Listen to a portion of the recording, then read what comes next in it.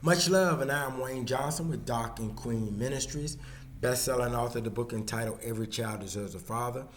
Also have a marriage workshop coming to you in 2025. Actually, it's April 18th and 19th of April. It's going to be Friday night. Going to give you the information. Then we're going to come back Saturday morning. Going to have breakfast. Going to get your questions answered. Then going to have some really fun times with some photo booth sessions and mobile bowling. So you want to come and learn about keeping your marriage together, what it's going to take as newlyweds. You just need to be there. If you ever thinking about getting married, you need to be there. But we're going to not only learn, but we're going to also have fun. You're going to really enjoy, I believe, the mobile bowling, but then you're going to be able to commune, listen to others as they share what they went through in marriage, and a lot of stuff that you will be able to hear, understand the attacks that comes from the evil darkness that lies upon and wants to separate your marriage. Understand what God wants your marriage to look like. Yada, yada, yada. But nevertheless, make sure you are there anywhere close to Richmond, Virginia on April 18th and 19th. If you're within 3 hours, make sure that you be here. Yes, there is a cost, but give me, reach out in the comments and we can really talk about that. And just excited for that ministry that's coming April 18th and 19th. Now, today, what I want to share is I want to discuss unity. I want to discuss how we, the people, need to be unified. And this is for every little topic in your life, whether it's your family, whether it's your marriage, whether it's your community, whether it is us as a United States, because we just had the election and it just seems like, being that the race was fairly close, we have a lot of people who see one way and another group see another, and it doesn't seem like anything is in the middle. Now, I'm going to apologize earlier for the flare because of the glasses, but what I want to share is it is so important for us to have unity. So let me look up the scripture verse that I'm going to use on today. And I'm going to be coming from Ephesians chapter 3, verse 14 and 15. And it reads, "So I bow in prayer before the Father, every family in heaven and on earth gets its true name from him." So what I'm going to share with you today is, in the book of Ephesians, the people at Ephesus, they were a multicultural, multi-ethnic group of people. So people were different. There wasn't one set of people. They were different. However, the Apostle Paul came to them and wrote to them about coming together in unity. Now, when you come together in unity, now you are working towards peace. So if you're in a family, and when you are working together as a family, your family is working towards peace.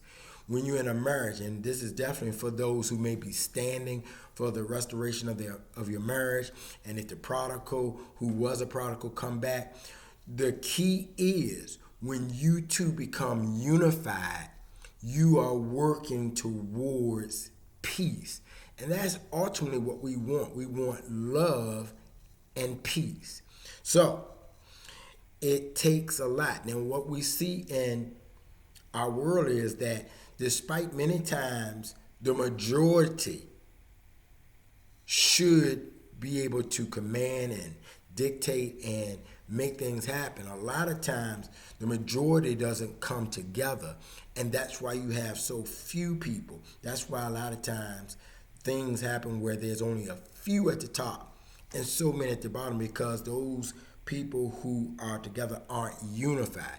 But when people are unified, things happen, whether good or bad. Now, Paul's letter to the Ephesian church was about children of God, how they need to live, opposed to what they believe. See, we need to focus on what God has us to do, how God wants us to live, as opposed to how we personally believe we should. A lot of times we don't lean on God for our understanding. We lean on ourselves, and that's why things are the way they are. Paul recognized that if God's power is going to be used and used correctly, that this will bring upon unity. So if we use God's power the way God wants it to be used, then we can bring unity. Christians must learn to put things to the side. And when I'm talking about things to the side, I mean ethnic background, color, age, gender. All of that needs to be put to the side because we have to be of one common goal. You know, I like to use it a lot of times, the analogy of sports, because, you know, when you're playing a sport like football, there are a whole lot of different positions and they require that they do different things, but they come together even though the quarterback does something different than the center and the guard and the tackle and the receivers and the running back, even the tight end. They all come together to unify. Even though they specialize in what they do, all of it works together for the betterment of the team. We have to understand unity does not require that I wear the same clothes you wear, that my hair is a certain way, that my color of my skin is a certain way. Unity has nothing to do with that. Just like in football, unity on a football team doesn't matter if all 11 can throw the ball 80 yards. It matters that all of them use their strength for the betterment of that team's purpose. And we have to implement that, especially as Christian believers, because we are the ones who are called to save this world. Unity not only brings everybody together, but it promotes your individual growth. It makes you focus on what you do good and what you're supposed to be doing, that brings everything into alignment. So if one person is good at this and another person good at that, all of it works to help the greater good. We should be celebrating our differences that help each other, as opposed to being against when we look different. We as a country have to come together and reunify this country and not so much be at each other's throat. Right now, it just seems like we either on one end or on the other. There's nothing common ground for us in this country. And sometimes it's the same way in families, the same way in marriages. All aspects of our lives need to be unified and bring upon unity, which will lead to peace. Understand this, that if we come together and do what God has called us to do, just think about how great whatever situation you would be in, how it would work more effectively. People will be happier.